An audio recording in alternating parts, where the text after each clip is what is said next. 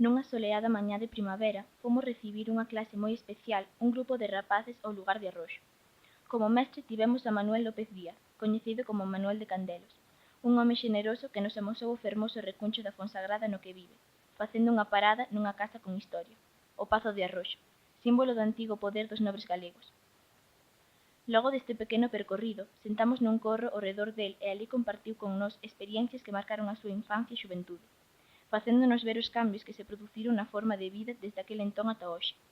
Amenizounos ademais a xuntanza con algún dos innumerables contos que forman parte do noso patrimonio cultural. Unha clase inesquecible con un mestre de lembranzas.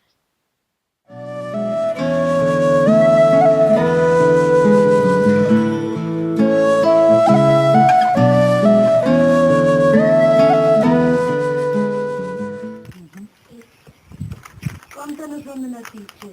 Había moitos rapaces cando eras pequeno? Moitos. Daquela había tres moito menos a cigüeña. A que xogabades? Pois mira, eu xogaba a ir ca facenda. E os outros como a min a ir cas cabras e cas ovellas ao monte.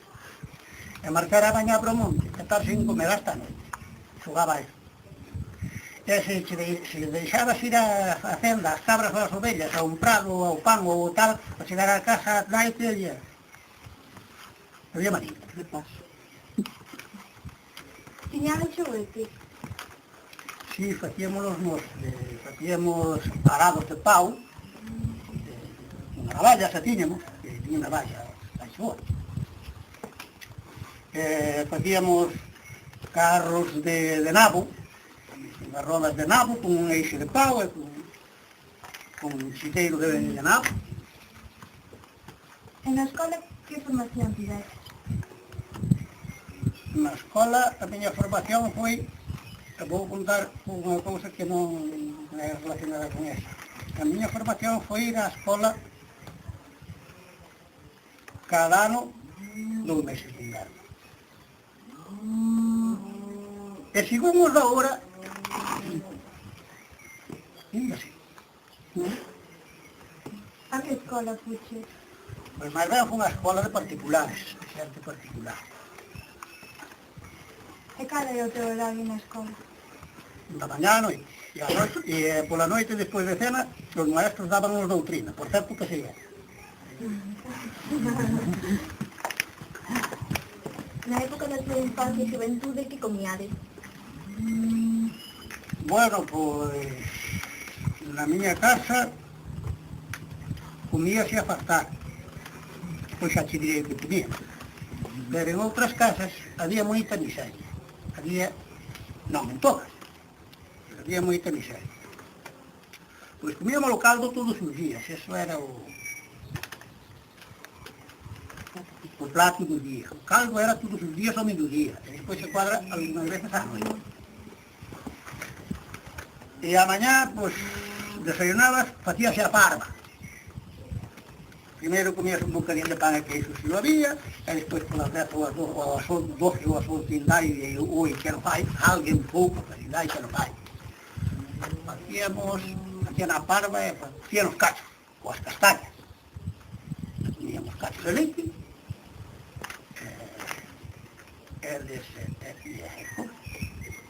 E que bebíades? Facíades vos alguna... bebíamos auga. Aquela non había, sen mirar por non. Non había aparatos, balcón. E non facíades vos ninguna bebida caseira? Non. E Manuel, leite tomabades? Si, na miña casa si, moito leite. Moitos non, non? Na miña casa moito leite e moito pan había. Era unha casa que traballaba moito e había moito. Dicía o que era máis dono que este do palacio, que a única casa que andaba xente chea era a miña. Porque na miña casa había uns homens que traballaban moito. Xa non eran caseiros, eu nacín. Pero despois, claro, había moitas casas que non tiñan os nenos e non tiñan que darlle de comer, e pois os nenos mandábanos de pastoriños das ovellas dos outros, e ainda non había que dar aos da casa, ainda non había que dar de comer aos da casa. Íbamos outros para ali, pero algo máis que na casa comía. E a propósito de eso, de que a pregunta que quero volver a ela, que teño ela que se me olvide. A pregunta que me fixeche tú, cual foi a miña formación na escola. Eu tuve 3 anos en Bilbao. E eu tiña ali un bon posto de traballo. Un posto de traballo, estaba ali nunha pequena oficinucha, era unha pequena autoturía a roupa, para levar o control da roupa, dos zapatos, e deso. Non era unha oficina ali. Que había un ingeniero ali que era moi amigo meu. E díxome, que ben vive, Manuel? Vivo, pero ainda vivo tú. E dixo, sí, pero en cuanto eu estudiei, tú divertiche. Dixe, en cuanto tú estudiaste, eu fui un cascabras estas ovellas, fui introducido para que tú estudiaste. Ben porque meus padres non puidesen, ou porque non... E dixen, pois eu non estudiei porque eu non tal, ou meus padres, ou non había economía, ou non sei. Digo, pero para ser listo non hai falta ter ser ingeniero, nin médico, nin cura, nin ser outra cousa, porque eu mando a un médico fazer o que fago eu, e non o sabe facer. Dixen, porque tú, eu non estudei, pero por eso non é bastante listo, tú máis listo que a mí non eres, estudiaste. Pero é eso, eu mando a outro fazer o que fago eu, e ele non sabe facer. Eu, claro, eu non vou fazer o que fai un médico, eu non sei facer, pero mando o médico facer o que fago eu, ele non sabe facer. E aí é que vou saber. Como vos despiden normalmente? Pois, usted, que normalmente si fuera usted, padres e fillos na miña casa, non? Tratarse. Hay que tratarse. Bueno, vale. Moi está importante. bien. ¿Cómo se trataba? Era moi importante, unha cousa de respeto de gran, que xente tal, todos de usted. Na miña casa non nos aprenderon iso. A nós, a meus tíos e a meus padres, e que se trataban os padres de usted. Pero nós non aprendemos. Era un sentido de iso. Pero pouco sabía. Vestíades vos igual os domingos que os restos días? Sí, non niña, sí, pero non había domingo non había nada, en cuanto éramos menos, despois cando xa éramos mozos, xa teníamos unha camisa máis que nos valía para toda a juventud, e xa poñemos o domingo, íbamos algo soldados por outros. Que tipo de traballo facían? Pois traballo facíamos todos, se llamando o médico Pedro que facía eu, botar de comer, toda a clase de comer, e toda a clase, e en sitios donde era, en sitios de viño, pois hasta o viño, e aquí non se traballaba o viño, porque era sitio alto, dicían que non se daba. Pois todo tipo de traballos de facer, e todo, ou casi todo, o lombo. Casi todo o día non había peselos, sabes o que é un peselo? Unha cesta. É unha cesta grande feita de mimbre de carballo, que se vendía así parecida a cestas de goma, pues así ao lombo para arriba na miña casa, e en todas as casas, pues sacábase a terra das fincas, do fondo das fincas, do pico das fincas. Supoño que había moitas actividades colaborativas. Como vos organizaban? Bueno, pues cando había un traballo de tal, como ese que digo eu de sacar a terra, de botar a terra do fondo do pico a rei, pues cambiábamos os jornales, sacábamos a outros de fora, uns de fora, e viñe, pues nos íbamos para eles, e así sucesivamente. Na sega, se o pan maduraba antes abaixo nun palo de celo, pues os de arriba iban a axudarles a recollelo para que despois les fosen a axudarles máis tarde cando viño o pan maduraba arriba. Deso sí que sei dar esas cousas aí nas manos. E máis traballos do campo que facía, Manuel? Pues máis traballos do campo, chegábamos a erva, unha garaña, bueno, a garaña sempre da cor. Chegábamos o pan co fouzo, eu non me acordo de cando na miña casa mallaban a paus, pero me acordo que de ir pola parroquia que mallaban a paus. Subíamos varejar os castañeiros, eu subí hasta fai pouco. Os castañeiros para recoller as castañas. Pues non sei, isto, íbamos a leña ao longo. Íbamos, claro, a fonte. era máis cousa das mulleres, teñan unhas sellas de, sabéis, como unhas sillas que de música, estaban na cabeza, e iban a carretar, que chegaban a casa con unha selladiña de auga daqueles que podía levar 15 ou 16 litros e xa había moitado. Aquela auga non se usaba, además estaba na zona, que había pueblo, e ya conte moi lejos. Ya ves. Había lugar para descanso despois da cena. A noite á cama.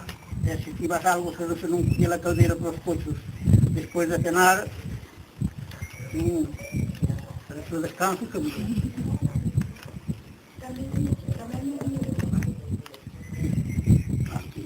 as casas por aquí todo o mundo tiña, o casi todo o mundo tiña cabras, ovellas, vacas, alguna vaca se non que se iba por dentro.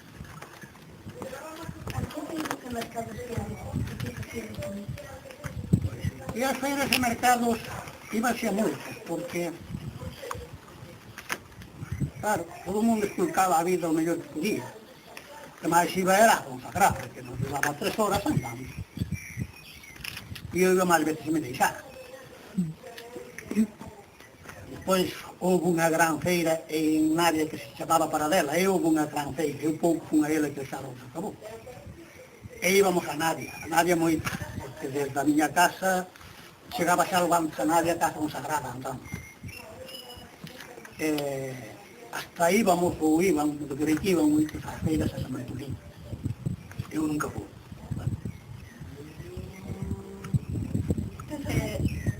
¿Sabíanos decir algo sobre remedios curativos ou ervas medicinales?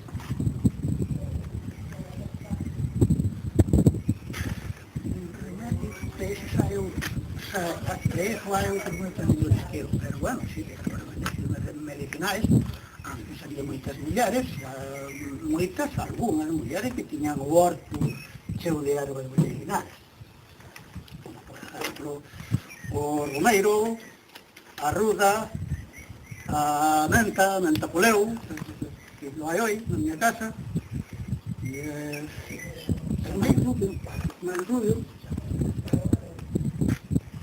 e un arroyo, a malvela,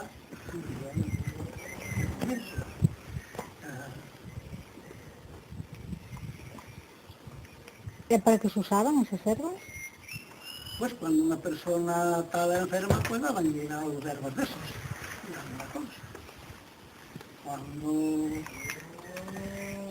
Mismamente, cuando eu tuve 3 irmás, tuve 4, unha morreu, cando as irmás decían que se lles retrasaba a regla por algo, miña madre daba agua con menta. Valía o que valía. Os romeiros se decían que era moi sano, que hasta comían frito con huevo e así, con viño con romeiro, ese é un remedio que ainda vai hoy, ainda se vai hoy.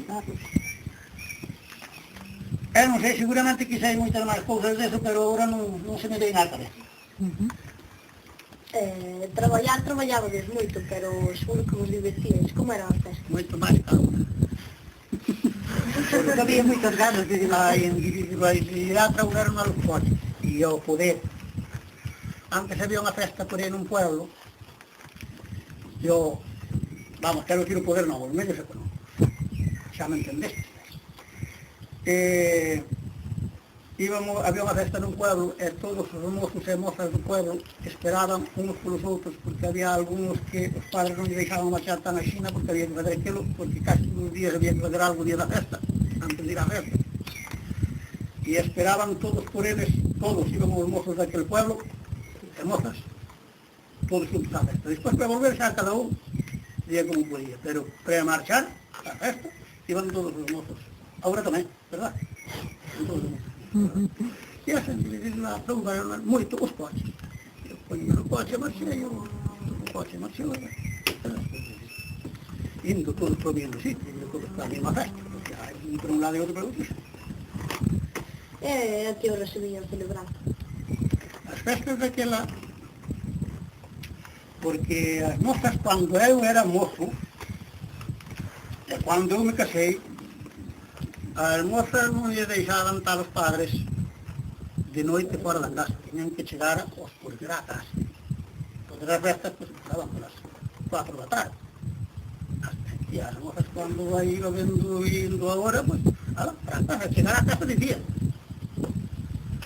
De onde viñan os músicos que tocaban? O último xa empezaba a ver música de metal, como dicimos, pero antes máis ben eran gaiteiros de corazón. Como se facía o baile? Que era iso do favor? Pois, se vos poño a bailar, que se non tamén. Había un mozo bailando con a moza, e outro queria ir bailar con ela, e dixenlle, permites, faz favor, e ela bailaban con ela, e se detrás chegaba outro, e así. Eso non lles deixaban? Eso había cando éramos. Eso non lles permitían o favor, que pasaban? Daban el gol, entonces había leña nas festas. Porque eso chamou a atención, pero claro, o que aproveitaban uns para que o mellor o outro non quería que se dice que a rapaza e aproveitaba pedirle favor seguido para que nunca chegara a ligar con ela. Contanos tamén que consistían as polavilas. Bueno, nas polavilas, así como, claro, as polavilas aí que facíanse, había dúas clases de polavilas. Chamábamos de polavila a unha, íbamos por aí a un pueblo, que había un gaiteiro un pouco, e íbamos ali a polavila. Iban as mozas e os mozos, e iban ali a polavila, pero por desmatar. E as outras polavilas era de xuntarse nas casas.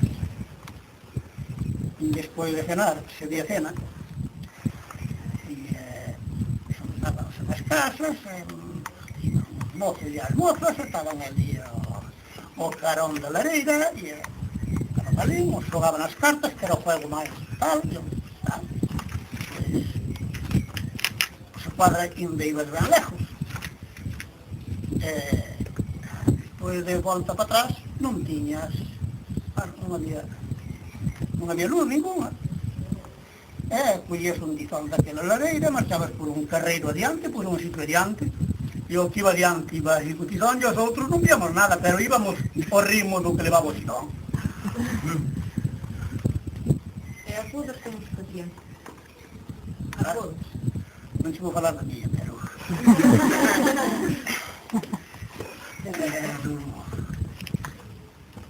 Más ou menos, eran unhas bodas que iban, algunhas facían festa, o día da boda, facían festa na casa, e outras non as facían, iban casarse do cura, e despois por outro día iban ao juzgado, se iban.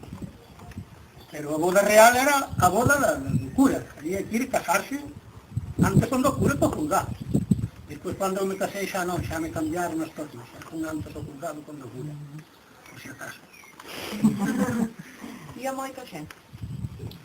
Pois cada un según os amigos e os invitados, según os amigos que tivesen, os parientes, e o que puidese, e o que se puidese, moita xente non, menos que agora. Como se vestían os noivos? Vestíanse ben, levaba un traxe e unha corbata, e ela levaba un vestido, calquera vestido, de calquera color, de calquera color, un vestido, que compraban o traxe da boda.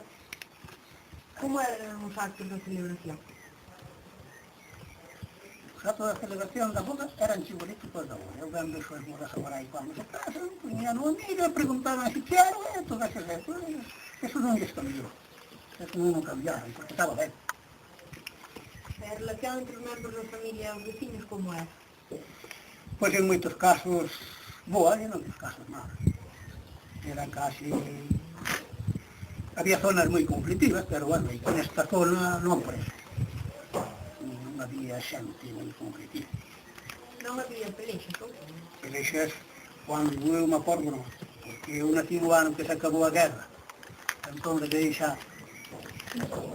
Recórdome do ir contar que no tempo da República, cando había as eleccións de tal, que había uns mozos no Vilar da Cuíña, eles que dicían deixame pasar, que son do Vilar, e había outros de onde é o meu centro e de Cabana, e outros mozos.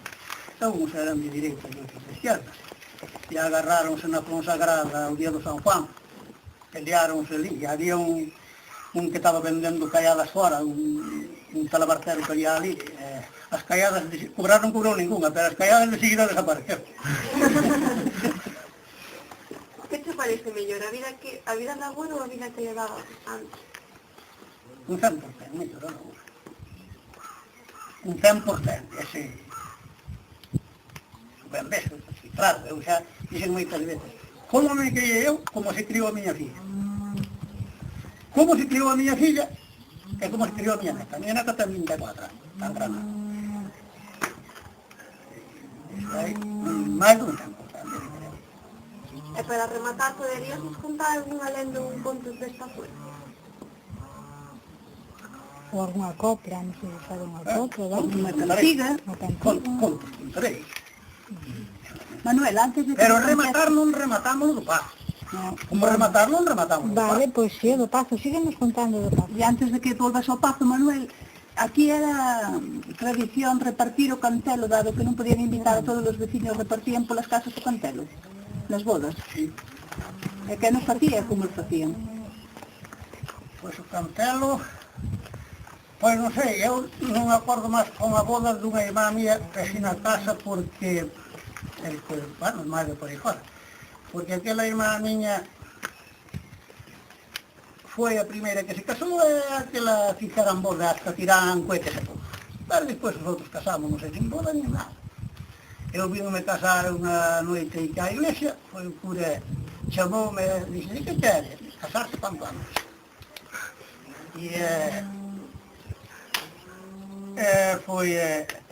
Casoume, veo o meu padrín de padriña, veo esa irmá que digo que lle fixeran boda de madriña, porque eu non levaba relación ca familia da muller, e veo cando chegábamos á casa, a miña madre tiñanos feitas as papas de arroz con leite, non se quería falar da miña boda ni. E despois, sí, cando se casara a miña irmá, pois, sí, repartían o cantelo, os amigos levaban un trocín de cantelos, se chaman así, chamábase cruz. Aquí, bueno, na miña zona chamábase o cantelo. E repartían os amigos, os que non foran invitados de boda, pois. E recordas que se lle botaba o cantelo? Pois non, que na miña casa, cando eso fora, viñera unha panadeira aí de Nadia, fixeran o cantelo ali, fixeran aquilo ali, e fixeran coceran ali, pero despois nas outras casas, non sei, sei que era bo.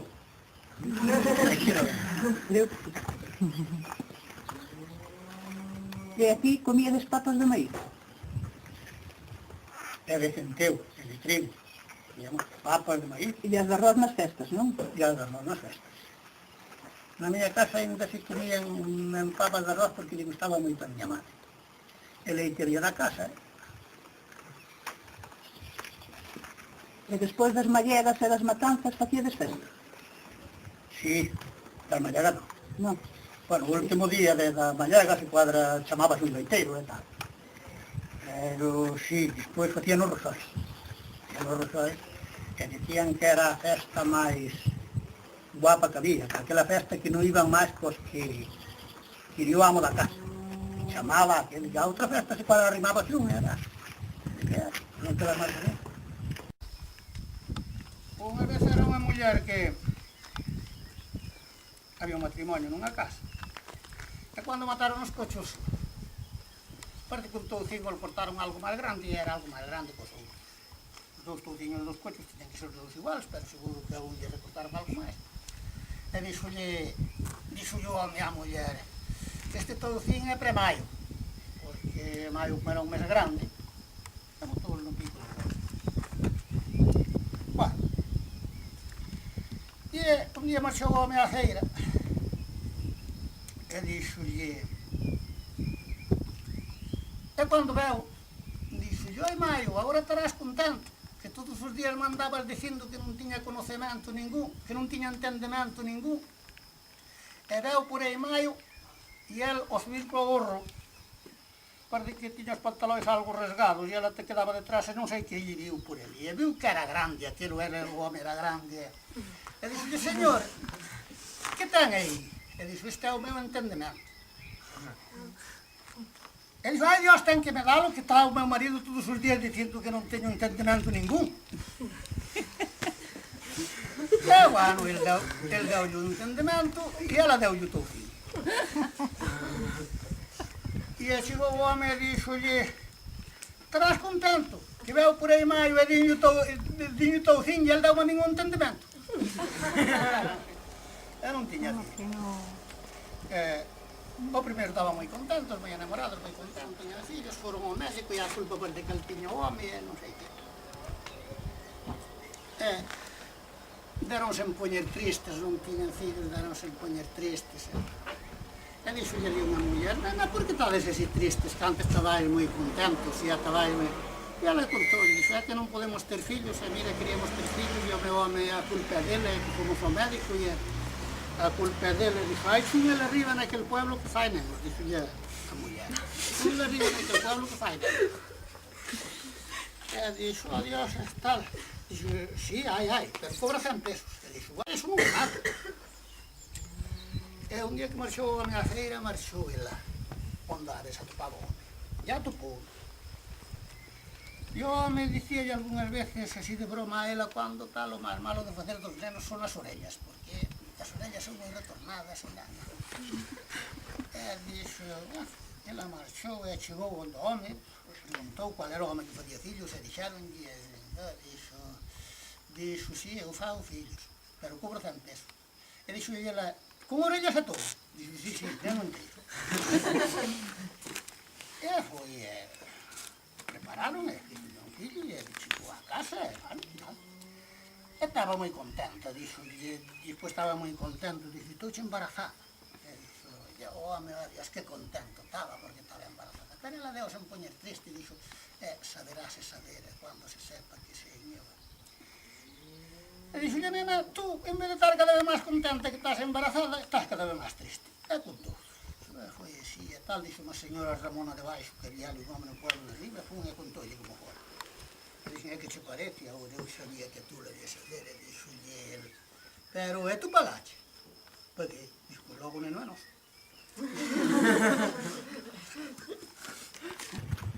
Pois tú vestes unha clase distinta. Tú como te chamas? A ver. Tú? Tú? Ana. Tú? Javier. Tú? Lara. Tú? Ai. Tú? No. Tú? Loren. Tú? Lidia. Tú? Nada. Tú? Tú? Víctor. Eu, Gloria. E tú? Delia. E tú? Evaristo. Hola. Ahora que preguntarle, ¿a usted? ¿Tú? Bueno, pues muchas gracias, Manuel.